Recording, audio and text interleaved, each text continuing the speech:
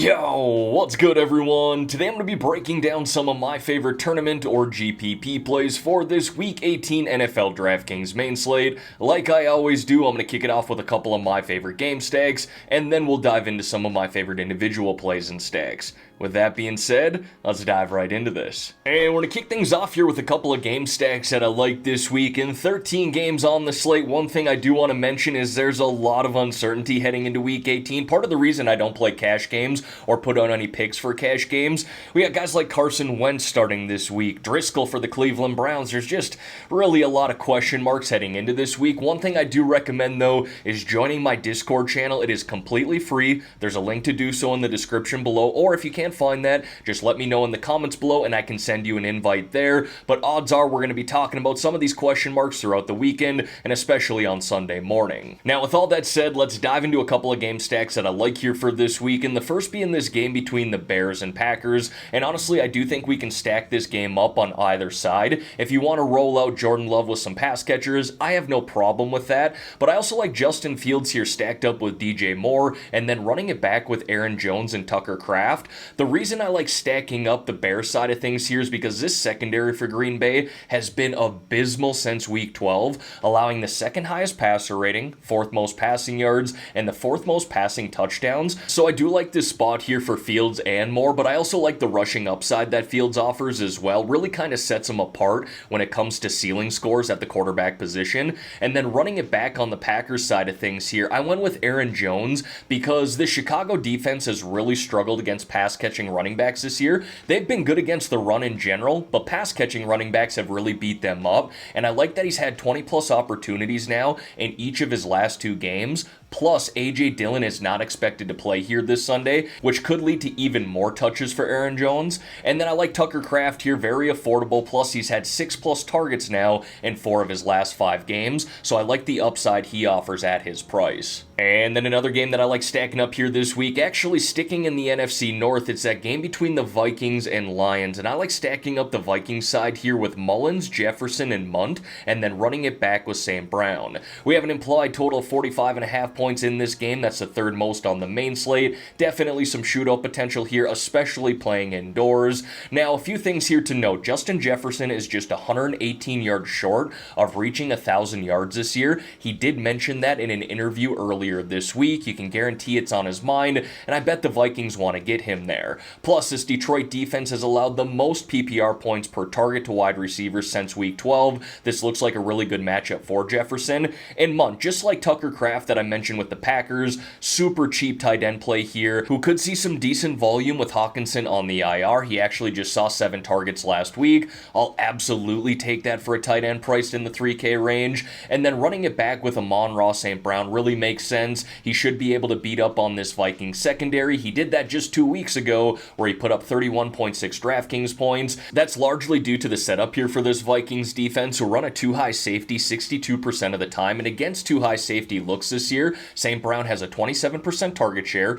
35% air yard share, and a 36% first read share. Now, folks, before we dive into some of my favorite individual plays and stacks here, if you could like this video and subscribe to the channel, I would greatly appreciate that. Alright, now diving into some of these individual plays and stacks here, we're going to kick it off at the quarterback position. I'm going to highlight Geno Smith of the Seattle Seahawks, priced at $6,100 here this week, and a good matchup on the road against the Arizona Cardinals. Honestly, I think this is another game that we can stack up. This game actually has the highest implied total on the main slate this week. From Geno at this price, we need 24.4 DraftKings points for him to hit 4x value, and this is a must-win game for Seattle if they want a chance at making the playoffs. They need a few other things to go their way, but if they lose, they don't make the playoffs either way. And this Cardinals defense has just been abysmal all year long, ranking 31st overall in defensive pass DVOA. They've allowed 20.2 DraftKings points per game to quarterbacks this year, and they've also allowed the most passing touchdowns to quarterbacks since week 12. Now, moving on to the running backs here, and I was going to highlight Rachaad White of the Tampa Bay Buccaneers, who's in a fabulous spot against the Carolina Panthers,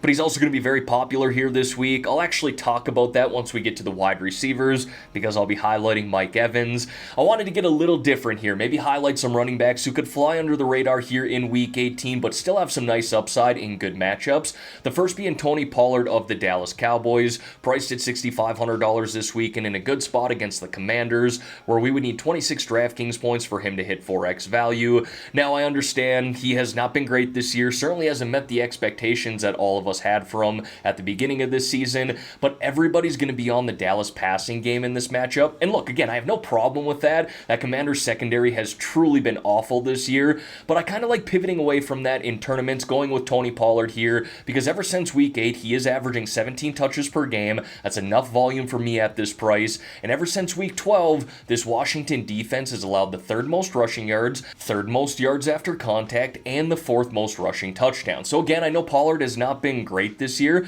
but maybe this is a get-right spot for him to close out the regular season on a strong note and get some confidence before heading into the playoffs. Now, one of my favorite running back plays here in Week 18 is James Conner of the Arizona Cardinals, priced at $6,100 in a matchup at home against the Seahawks. Going back to kind of stacking up this game, if you will, absolutely think he's in play there, or as a one-off play if you wanted to go that route. We need 24.4 DraftKings points for him to hit 4x value, and ever since Week 13, I love the volume he's been getting, averaging 21.6 touches per game, close to 110 total yards per game, and he only needs 110 rushing yards in this game to hit 1,000 on the season. You can guarantee that the Cardinals are going to want to get him there, especially considering they really don't have anything else to play for this weekend. And since Week 12, this Seattle defense has been beat up by running backs, allowing the most rushing yards and touchdowns to the position. And then the last running back that I want to highlight here is Zamir White of the Las Vegas Raiders, priced at $6,000 in a matchup at home against the Denver Broncos, where we would need 24 DraftKings points for him to hit 4x value.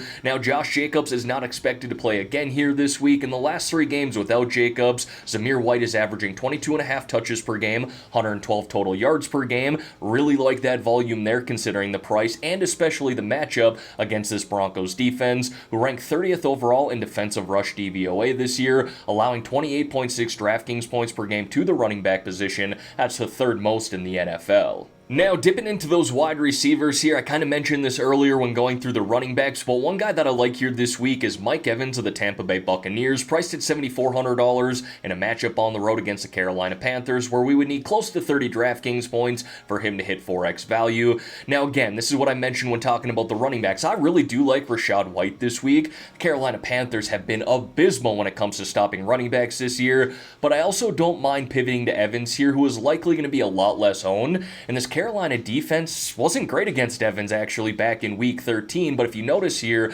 they run a single high safety 65% of the time, and against single high safeties this year, Evans has a 26% target share, 44% air yard share, and a 31% first read share. Really like those numbers there, and again, he dominated this secondary just back in Week 13, where he had 7 catches for 162 receiving yards, scoring a touchdown and going above 30 DraftKings points. Another guy I like this week is Calvin Ridley of the Jacksonville Jaguars, priced at $6,500 in a really good matchup on the road against the Tennessee Titans, where we would need 26 DraftKings points for him to hit 4x value. Now, if the Jags win here this week, they do make the playoffs, so this is important for them.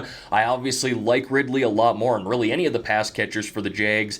If Trevor Lawrence does play this week, it sounds like he is a true game-time decision come Sunday, so do keep an eye on that. But another reason I like Ridley here is because his teammate Christian Kirk has a shot at playing on Sunday, and for whatever reason, DraftKings priced him at the very bare minimum for wide receivers at $3,000. If Kirk is a go this week, he just might very well be the most popular play amongst all positions. Plus, this is just a good matchup for these wide receivers against this Titans secondary, who ranked 24th overall in defensive pass DVOA. They've allowed 41.2 DraftKings points per game to wide receivers this year, the 6th most in the NFL, and Ridley played very well against this secondary back in Week 11, with 7 catches for 103 receiving yards, 2 touchdowns, and 34 DraftKings points. And then a cheaper wide receiver play that I like here this week is Jackson Smith-Njigba, the Seattle Seahawks, priced at $4,800, again playing the Cardinals on the road, where we would need 19.2 DraftKings points for him to hit 4x value. Now, for what it's worth, everyone, if you wanted to roster DK Metcalf here, Tyler Lockett,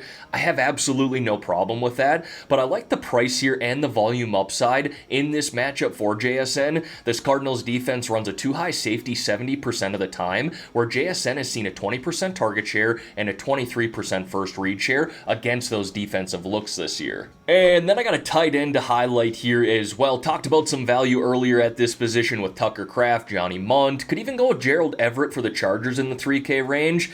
And for what it's worth, I'd pay up for Trey McBride this week as well. There you go, everyone. Those are some of the tight ends that I do like. But one that I want to highlight here is Dallas Goedert to the Philadelphia Eagles, priced at $5,100 in a good matchup on the road against the Giants, where we would need 20.4 DraftKings points for him to hit 4x value. Now, with Devontae Smith ruled out this week, Goedert basically becomes the number 2 pass catcher in this offense, right behind A.J. Brown, who I'd have no problem rostering this week, but he'll also likely be very popular.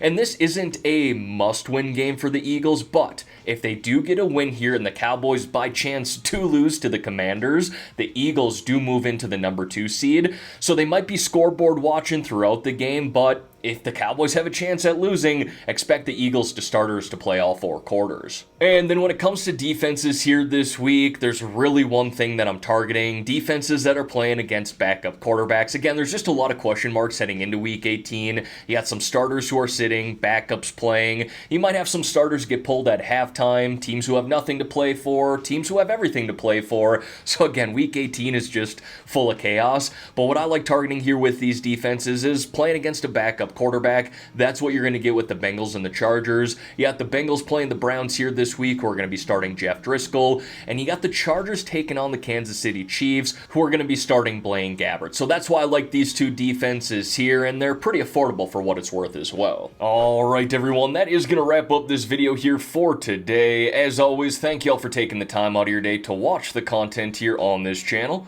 If you could like this video and subscribe to the channel, I would greatly appreciate that. Let's have ourselves a great weekend here, folks. Let's win some money on this Week 18 main slate. And in the meantime, I'm out of here.